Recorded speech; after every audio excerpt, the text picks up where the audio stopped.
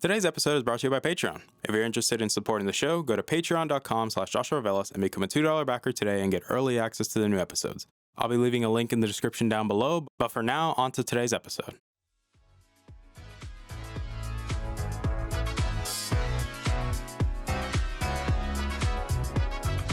You're listening to the Augment Experience podcast. I'm your host, as usual, Joshua Velas. I'm a student, musician, and a gamer at heart.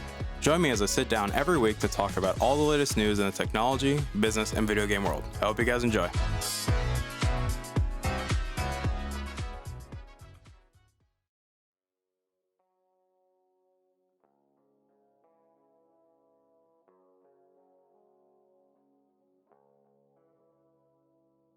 All right, everybody, welcome back to the show. My name is Joshua Velas. I'm your host as usual, and obviously welcome back to the show. Today's episode 206 of the show, and before we get started, I'm going to do a house cleaning because, well, you guys know I like to do it around here, and it only makes sense that we do it, so let's just get on with the house cleaning. I do want to say thank you guys for coming back and listening to today's episode. It does mean a lot to me. You guys constantly take time out of your day to download these episodes, to share these episodes, to constantly keep letting me know how you feel, whether you like my stupid face or not, or my opinions. I greatly appreciate all the love and support, especially, well, we're currently in the third year of doing this, so all the love and support is greatly appreciated. I know we're pretty close to hitting 2,900 total downloads, so again, thank you guys so much for that. I really appreciate it.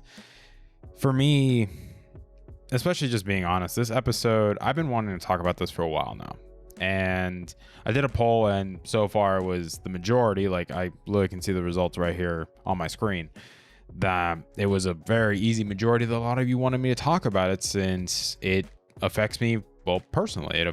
It literally changed my appearance, and I wanted to talk about this, not only just like me talking about it and elaborating and focusing on four main questions: the why, the how, the where we are now, and the what's next. And really addressing these four questions. And if you guys don't know what I'm referring to, I'm mainly talking about my weight loss or my workout journey. And for me, it's something very weird. I know it's weird to say that, like, that it feels weird. It's easy to say that I'm still not used to it. It's still hard to believe that this is where we're at. And that's why I feel like I wanted to have this conversation, because I feel that me sharing my experience can maybe inspire some other people, can serve as a motivator for other people, or it can help clear up some misconceptions that people had about this whole idea of weight loss and, losing weight. Because let's be real here. It's one of the more popular things that people do for their New Year's resolutions. Let's just be honest with ourselves. We've all made that, New Year's resolution that we want to lose weight, that we want to get in shape, that we want to do this and this and this, and then we just never do it. And for me, it kind of bleeds easily into the why. For me, like, when I talk about weight loss, or at least specifically my weight loss journey, I kind of want to wove it as like a little story, because there was a lot that goes into it. It wasn't just one day I woke up and I'm like, yeah, bro, I'm ready to start hitting the gym. I'm ready to start losing weight. Like, to go from where I was at to where I'm at now was a very drastic shift. If you guys don't know, let's just start with some context here. If we want to go to the height of the pandemic, like my fall semester of 2020 going into the spring of 2021, most of my classes were online. I really had no reason to go outside and walk since all my classes were online. It didn't help that I was just primarily focused on, well, eating a lot. And it didn't help that I would get, double layered cheeseburgers, 2 orders of cheese fries with extra cheese, extra bacon, sour cream, tons of ranch. It didn't help that I was eating all that stuff with no physical activity. It didn't help me a lot. It didn't help that I spent most of my time in my room, that I didn't, besides like the whole CA stuff that I had to do, it didn't help that there was no physical activity going on. Because before, in the spring, like before everything got shut down, I was in a jogging class and I really enjoyed it. It was my first time going for jogs, and obviously I sucked at it since I had not been routinely working on my cardio and I hadn't like, I really just wasn't prepared for it. I was still giving my best effort. Like, I would still go out and make sure I do it and, show up and do what I needed to do. It didn't help that when you fast forward into June of 2021, when I weighed myself, I saw that I had jumped to 235 pounds. And for me, that was very discouraging. That was very eye-opening, because that had been the heaviest that I've ever been. Like, I had noticed that my weight had been going up. Just being honest, like, transparent. Like, every time I would have, say, a trip to the clinic with my mom, and I'd take my weight and just check what I'm at, it would constantly be higher. Like, I had already known that I was over 200 pounds, because in high school, my weight was like around 180. And it didn't help that a lot of my clothes just didn't start fitting properly. You could tell that I was putting on a lot of weight. Like, just being honest, I had some man titties sticking out. And then, to me, when I saw 235, I was kind of jaw dropped. I was not very happy with what I had just seen. And for me, it hurt. It stung, because I had always told people that I wanted to lose weight. I told people that was something I wanted to do, that I want to lose weight. And it doesn't help that a lot of people tell me, well, that's what you always say, that you're going to do this, but you never do. And to me, that always hurts, because I'm always that person that what I say is what I do. But when it came to that, I didn't. And that really stung for me, because that was always something I prided myself on, which was being a person, that what I say is what I do, that my actions reflect my words. And that stung. It sucked, to be honest, because I knew there was a problem. I was very concerned. I was like, this is not good. And some people could say my motivator was that I was afraid of getting heavier. Some people could say that it was external factors, like people. Some people could say, like, I don't know, anything else. To me, I knew something had to be done. I knew that this was no longer a joke, that this was something serious. Because I know it's always talked about with people my age, or in my age category, of people in their 20s and 30s, that they want to get in shape, that they want to get better, that, they want to be more physically active, they want to lose weight. And to me, I took it seriously. I was like, I need to. At this rate, I need to lose weight. I cannot stay like this, because this is not good for me. This is not good for my health. This is not appealing. This doesn't feel right. This doesn't look right. And some people can say, well, the whole point is to be comfortable in your own body. I wasn't, because I knew that this wasn't right, that this isn't how things are supposed to be for me. So that's the why. Now we go into the how, because it's easy to say, like I always say, the best way to deal with a problem is first acknowledge there's a problem, but then you got to think about how you're going to do this and how you're going to resolve it, because it was very interesting with the conclusion. I started it as a joke about my how, which I told my friends. I was like, look, guys, I want to start working out. I want to start taking this seriously. And one of my friends was like, all right, you want to take it seriously? Then we're taking it seriously. And I told him, okay, then we're going 5 times a week. And he's like, all right, we're going 5 times a week. And to me, I knew I was joking, but I realized if I want to meet my goal, which was I wanted to hit 160, I set my goal that I wanted to be at 160, which was a weight that I hadn't been at since I was younger, because naturally throughout high school I was 180 because of band, and I was more physically active, at least in that sense. But I hadn't been at 160 for a long time. And so I was like, okay, the first goal is we get back to 180. That's the first goal. The second goal, we drop to 160, because, I'm not going by the BMI. I'm going to elaborate on that a little bit later. But that was my goals. Drop to 180, drop to 160. And we want to do that by the end of the year. And at this point it was June. So I was like, okay, we got 6 months to do this. And we're going to work out 5 times a week. Saturday and Sunday will be the day, easy days that just relaxing, but still doing some physical activity, but just more taking it easy. And another thing too, which was I had to change my eating habits. And that's always the biggest hiccup for a lot of people, is changing your eating habits, learning to eat better and understanding what you're eating and understanding like the science behind it of why eating at calorie deficits, if you want to lose weight, is the best way of doing it, but also properly proportioning your meals, like not starving yourself, and learning to eat better or finding alternatives for things that you like, which for me, I had to cut out red meat completely. And that was a pretty challenging thing. Like, I already like chicken, I already like fish, I already like turkey, and I use these things on occasion. But now it's like, this has to be your normal every single day now. And it felt weird, to be honest with you. I'm just being transparent and honest with you. It was hard. It was a different transition because I was like, I realized that there was a lot of work that goes into this, but it's worth it in the end. And so we ended up going 5 times a week. We had a membership at Planet Fitness, and then, or not Planet Fitness, Fitness Connection.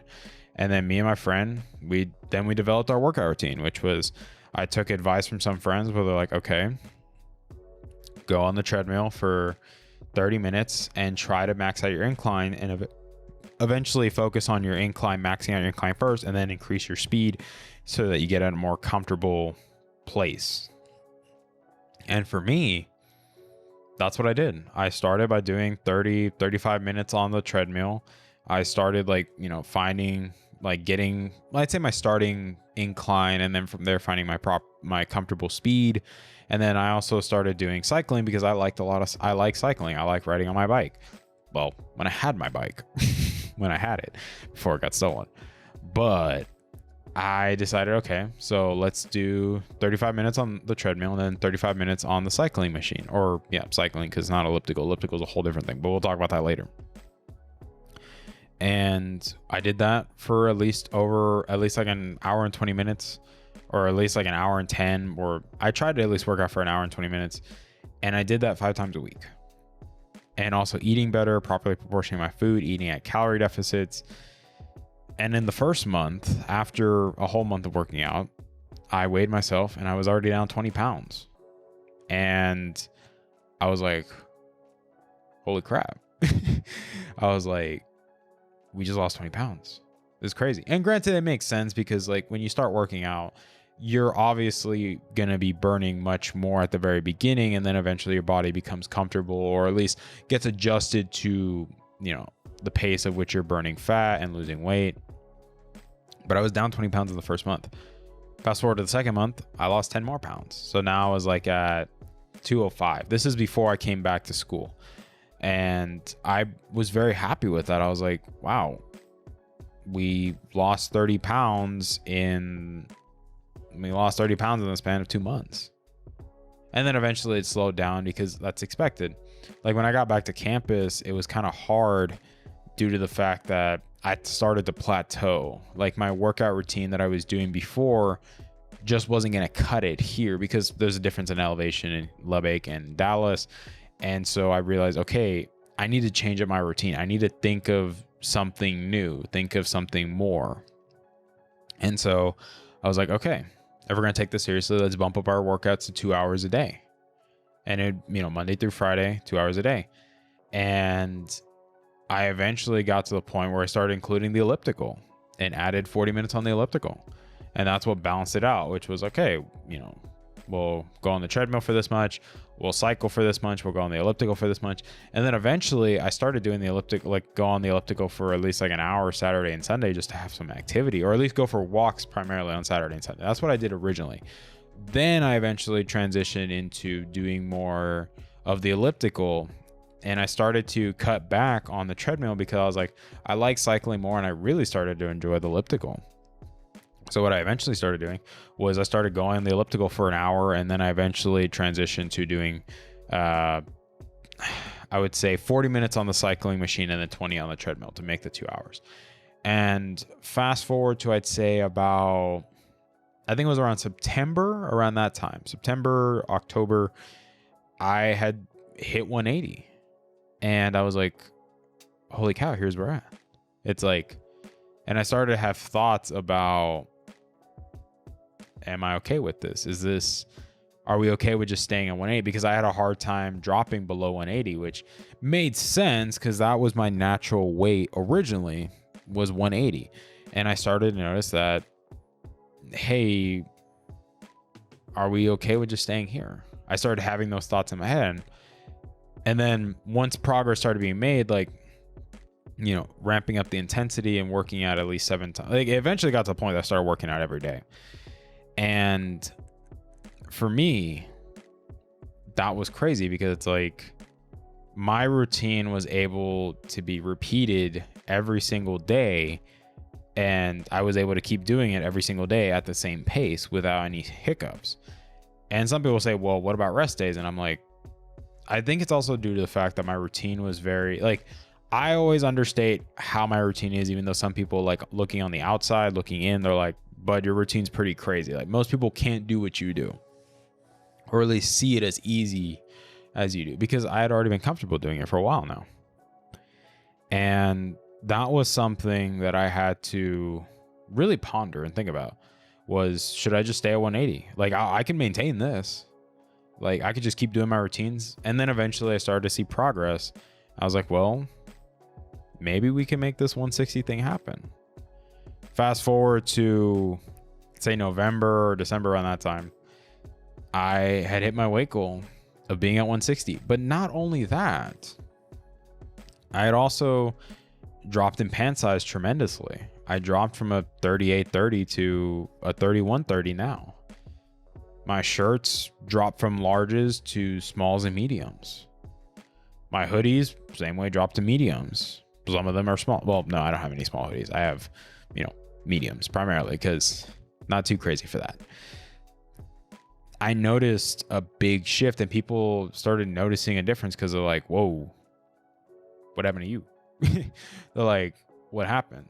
And then on top of that, my eating habits, I had begun eating more vegetables. Like, I was never comfortable eating broccoli, cauliflower, carrots, you know, zucchini. Like, I wasn't comfortable eating that stuff. I just didn't enjoy spinach. And then I was just comfortable eating it. And I was like, hey, this stuff actually tastes great. I like eating this. And when I hit my weight goal, it was very interesting, because it was hard for me to believe that we hit the goal, that the goal had been achieved, that I had lost, by the numbers, at least almost 80 pounds, you know, by the math. Like, it's technically more of like 75, but still, like, it was a massive drop, and I felt better. I looked better. My body adjusted very well to the weight loss, because it was very fast. I'm just being honest with you. But that's also because I took it very seriously and went just full on extreme with it. Fast forward to where we're at now, at the time of this recording, which is February 8th. I weighed myself after I worked out today, and I was like 153. And my eating habits still the same. The only difference is I'm able to eat more, since I'm also burning a lot more now. Like, I did a test where it, like, measures your body fat and, like, water concentration, and, like, it checks how much calories your body burns throughout the day. It says, like, my body, it says totally, I can see the sheet right here. It says total energy expenditure is 3,527 calories. I work out consistently, like, doing 2 hours of yoga every day. I still go on the elliptical for an hour, and then now I'm going on the stair stepper for 35 minutes, and then go on the elliptical again for another 30 minutes. But I'm also running. Running was, like, right now I'm not doing it so much due to the fact that my hip's a little bit bad, so I have to, like, you know, bring it back a little bit, not run every single day like I used to before, like, my hip just started getting banged up. Or that's what I would do. I would go on the elliptical for an hour in the morning, and then go back to the gym, go run on the indoor track do 4 miles every day. And then from there, I would go on the treadmill for like 30 minutes. and then relax. That's all I would really do. And then also do my yoga session there, like do a 30-minute session to help like alleviate tension in my hips. But in regards to where we're at now, this is where I'm at now, where I'm still eating at a calorie deficit. I'm still, being mindful of what I'm eating, but I'm also more engaged with my workouts. Like it's become just a natural where it's like, I don't see myself not working out. Like it's hard for me to imagine a day of not, going to get a workout in. Like it's become part of my routine. Like I wake up at 8 a.m, do an hour of yoga the second I wake up, like get all prepped, ready, start doing push-ups, get ready for the yoga sessions, the 2 30-minute sessions in the morning. From there, either make breakfast or just walk straight to the rec and go on the elliptical for an hour and then come back, eat breakfast, and then go to my class, then do another 30-minute session after that class, and then walk to my other class. And then from there, walk all the way to the rec again, go for the run, do anything else, do a 30-minute session there. Or I don't do it, I save it for at night, and then have dinner. And yeah, I'm eating a lot too. Like I'm being perfectly honest. Like I was joking with my friend that I basically can eat whatever I want now. Like I can eat as much as I want, with being mindful of my calorie deficit, just being mindful of that, of still eating at my calorie deficit and not going like crazy and, not going overboard with stuff. You get what I mean? But in regards to what's next, because that's really the big question is what's next? Now that you've hit your goal and you've obviously exceeded it based on, what I've said, like, my goal was 160 and I'm like 153 now. What's next? And for me, I set my goals for this year that I wanted to run a 5K, I wanted to run a 10K, and I wanted to run a half marathon. Granted, with how my hip is right now, I can do the 5K, just being perfectly honest. I can do a 5 and a 6K easily. I ran that every single day. I know I can easily do that. It's just a half marathon is going to be a bit interesting due to the fact that, my hip, and just being mindful of that, because that's a bit brutal, bro. That's 13 miles. Like my hip's already hurting after like, right now because of how it is, like hurting after like 3. So I'm like, you get what I mean? Like it's going to be a bit brutal, but those are my goals. But at the same time, it's also maintaining my weight and really learning to come to terms with this new reality. Cause I've noticed with a lot of people, like just being perfectly honest with you guys, when it comes to working out and it comes to dieting and stuff like that, I know there's a ton of bad advice on the internet. I know there is. Like, I'm just being perfectly honest with you. There's a lot of people that tell you, you got to do this, you got to do that, you got to eat this, there's plenty of people that will tell you. And I'm just being honest with you. There's so much crap on the internet that's just not good advice.